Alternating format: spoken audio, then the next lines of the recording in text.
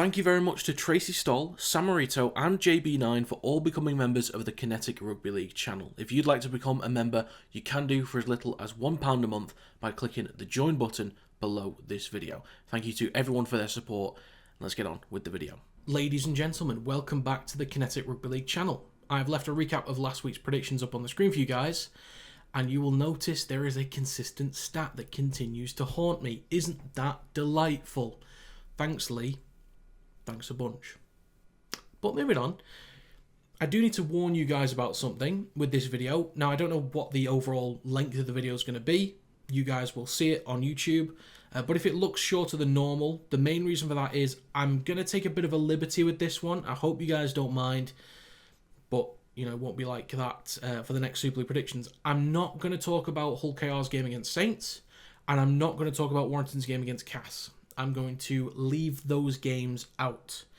So the other 4 games I will be talking about, but what I will do with the Hull KR game and the Warrington game is I will leave a few bullet points in the pinned comments once we know the squads. I think both sides are likely to rest players, but what the extent of that will be, I don't know. So I have decided to take a liberty on this one. And when the squads are announced for Hull KR and Warrington, I will leave a few bullet points with my predictions for their games in the pinned comment. So if there's nothing there, then the squads aren't out yet. So I'm only going to talk about the other 4 games, unfortunately. I do apologise, but I'll have normal Challenge Cup predictions next week and then normal Super League predictions the week after that. So I do apologise, but let's crack on with the first game of this week. Kicking things off, we have the Huddersfield Giants taking on the Leigh Leopards. First of all, Leigh were outperformed massively against Hull FC last round, but they're now coming up against a really poor side in Huddersfield that cannot seem to attack or defend, aside from that one time up in Newcastle when they also screwed up my 6 out of 6. Now, they weren't the only team to do it. Anyway, Huddersfield, they've got some big players in that side. And I've said since round 1 that I think they can compete with a lot of decent teams through the middle. Leigh have started performing a little bit better through the middle as well. The carries from Trout, Mulhern, Offengawi since he's joined, Liu with his carries through the middle as well. The forwards are doing a good job for Leigh. And I think Huddersfield have a pack that can compete with most teams in the forwards. And I think they'll do a good job in that area. They had a really strong bench last weekend against Saints, and I didn't really do much for them, but you look at their bench, it was really strong. And the guys that they had starting, it was really strong. So I think they can compete. They can put in some good carries. But I think Leigh do have a good chance here of pinning them back a fair bit this week.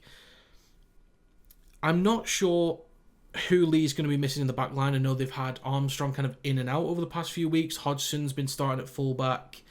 But one thing I want Leigh to start doing more this week as a bit of a correction from their performance against Hull FC was get Niu involved more. He definitely had carries. I remember him carrying the ball, but not nearly enough.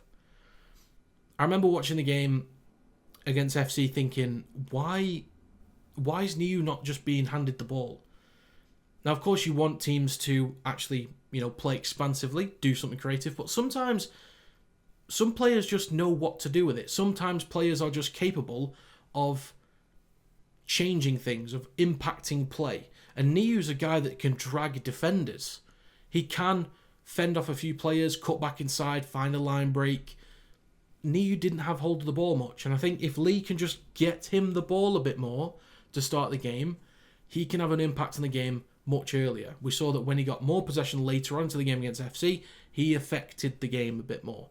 So I want him to get more possession, assuming he's playing. In terms of when players are playing or aren't, I'm quite poor in that area, so I do apologise. That's one big area that I lack in with these videos. But get him involved a lot more. Now, overall this season, Leigh have been the better attacking side. They've been the better defensive side. I do think with the likes of Lolohea and Clune possibly together, Rush might start number 6 again. Gagai also being in the squad. Cudjoe starting to feel more and more comfortable in the number 13 role. Wolford being back in there as well. There's a solid looking spine for Huddersfield. They can, hopefully in time, when they get a little bit more settled and they're not changing the squad every week, they can start to control the game. control the flow, control the tempo, control where they want to place the ball into the corners, start chasing well off the back of it and be well disciplined. But the problem right now is even with the decent lineups they can put out, in terms of the connections, especially defensively, they're really poor. And you come up against some of the speed and power that Leigh have available in their team, they could rip Huddersfield open this week and really step things up and really course correct from their start last week against Hull FC. Huddersfield, I think, can play off the cuff fairly well. Clune could find a few moments. Lola Haya, I think, is actually a decent option off the cuff.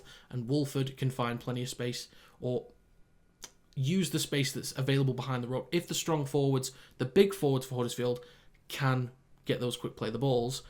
But given that Huddersfield is such a poor defensive side, and as I said in my power rankings video, I think the performance from Leigh last week was uncharacteristic. I think Leigh should be fine in this one. So I'm going to go with Huddersfield Giants 10, Leigh Leopards 32.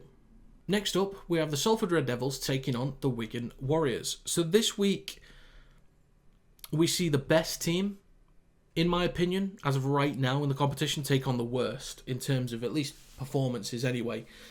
Not just the league table, that would be Hull Kingston Rovers, but in terms of performances, my power rankings, I have the best versus worst right now. If Salford at least have some consistency in their lineup, I've mentioned this time and time again, if they have at least some consistency in the lineup, it could certainly help with attacking and defensive production. Can they build a bit of cohesion in the defensive line if there's more consistency, knowing who's going to play and where they're going to play? And also offensively, there's more of an idea of what they want to do. They can start building the structures and getting more cohesion when they want to spread the ball. But with Wigan, there are two ways to look at this for me. And people might have more of a clear idea. You know, you guys might have an idea yourselves of how this one's going to go. But there are two ideas I think are at least worth mentioning for this week. I don't think it's going to affect the result. It's just something to talk about. One is that Wigan could be first at the end of this week. If Hull Kingston Rovers drop a bunch of players, or rest a bunch of players, and lose against Saints, Wigan have a great chance of going first, based on points difference. So will they put everything into this game? This is not a game that they need to, but could they put all of the regulars out there? Would they play Field and French? Whoever's available, would they put the best team out there? But second is, if they believe that Hull Kingston Rovers are going to rest a bunch of players, possibly take the L against Saints, would Wigan risk resting a few themselves? It doesn't mean like a wholesale change in resting all of the starters, but maybe, you know, Brad O'Neill came back from injury a few weeks ago. Maybe there's still something lingering there, so maybe you're giving the week off. Has Field been feeling something, you know, in his calf or something? You give him the week off, or whoever it might be, whether it be Kieran or Marshall or Meg, whoever it may be, whoever's available. Do you just give a small handful just a week off, because it probably won't matter that much against Salford, and Hull KR will probably lose if they're resting so many players.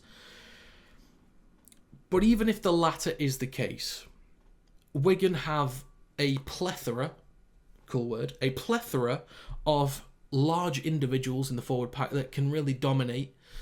And even with Salford having a good chunk of regulars in there, they can't really compete with Wigan's forward pack, and a lot of other teams can't really do that anyway. So, again, I think we all kind of know how this one's going to go, but I don't want to just not give Salford any respect and just completely brush off the game entirely, even though I'm doing it for 2 games this week. But I would like to see a much better, much stronger performance from Salford, especially if they have a very similar team from last week to this week. But I'm expecting another big win for Wigan this time around. So I'm going to go with Salford Red Devils 6, Wigan Warriors 42. Next up, we have the Leeds Rhinos taking on Wakefield Trinity. So both sides are on a 3-game win streak going into this. I think it's been a slightly tougher run for Leeds.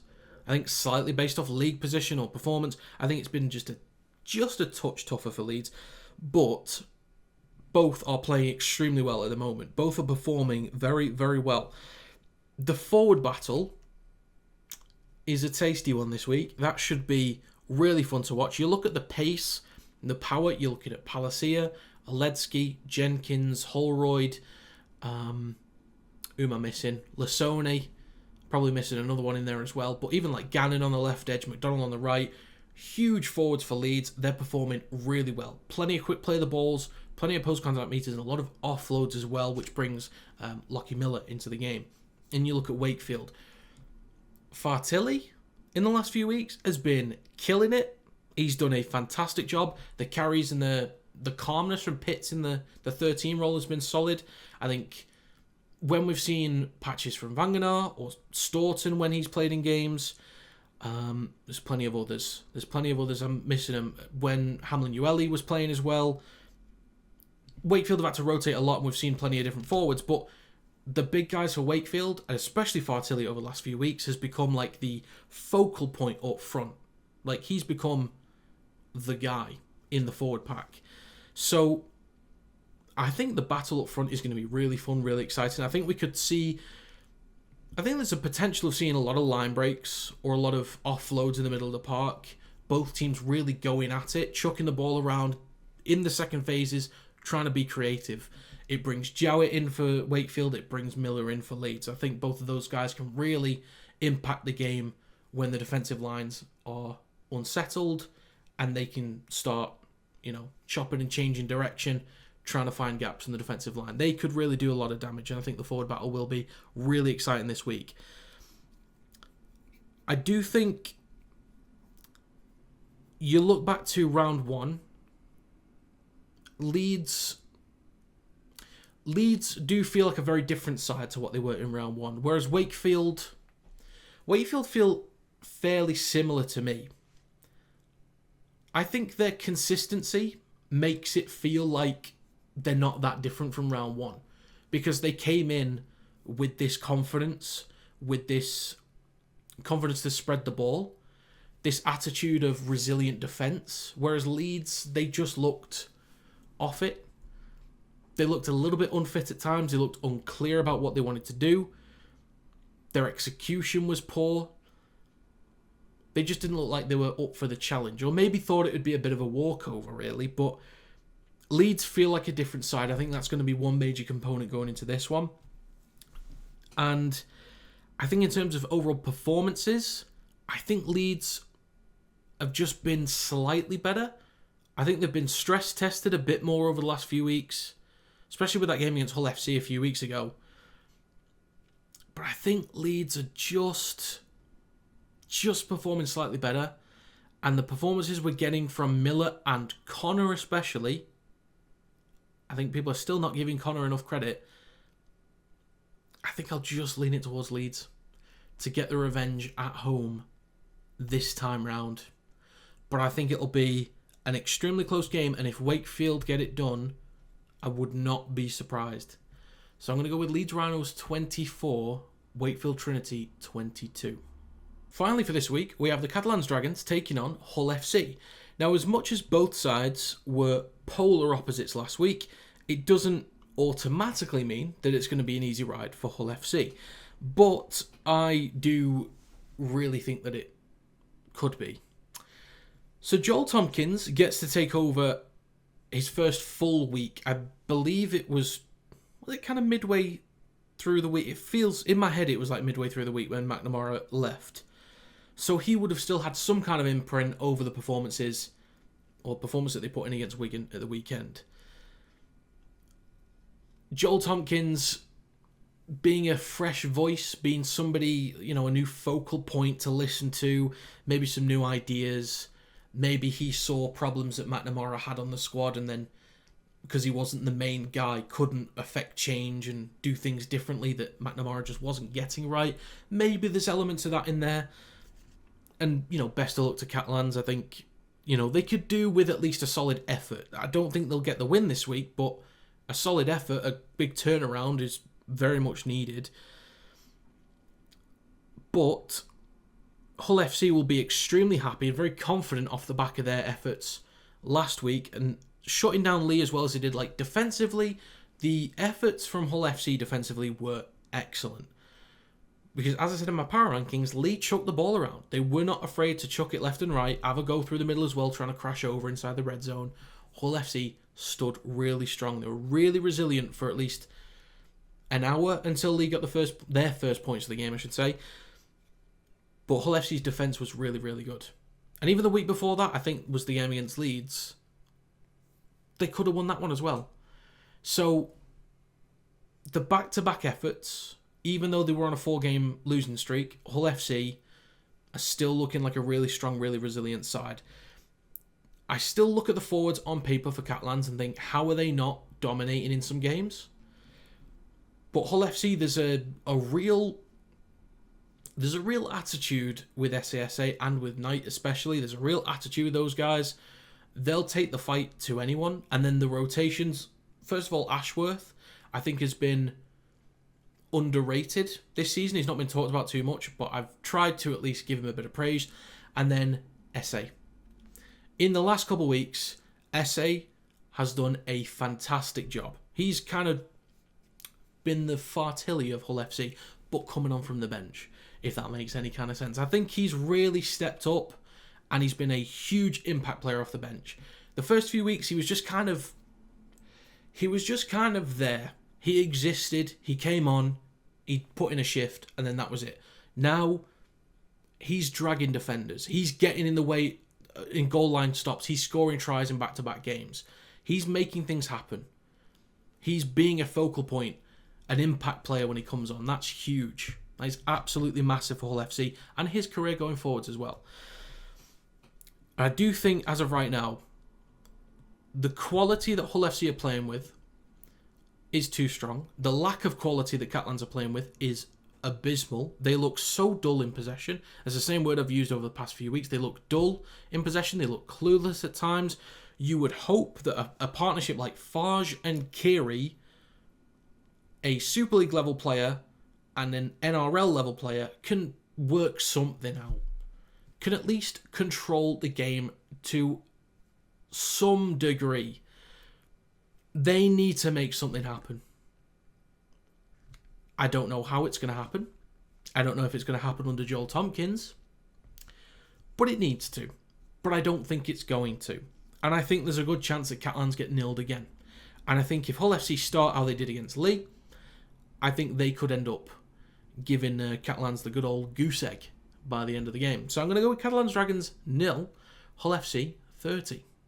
So there you have my Super League Round 13 predictions. Again, I do apologise that I've left the other games out, but as I said, once we see the squads for Hull Kingston Rovers and for Warrington Wolves, I will leave a few bullet points and my exact score predictions in the pinned comment down below. But if you guys have any thoughts on the games this week, including the Warrington game and the Hull Kingston Rovers game, do let me know your thoughts in the comment section down below. But as always, if you enjoyed, feel free to leave a like. It does help to get the video out there to more people. Subscribe to the channel to stay up to date with more Kinetic Rugby League content. Join the Kinetic Rugby League Discord if you'd like to. There's an invite link in the description down below. And if you'd like to become a member, you can do by clicking the join button below this video and joining for as little as £1 a month. But that's going to be it. Thanks for watching, and I will see you next time.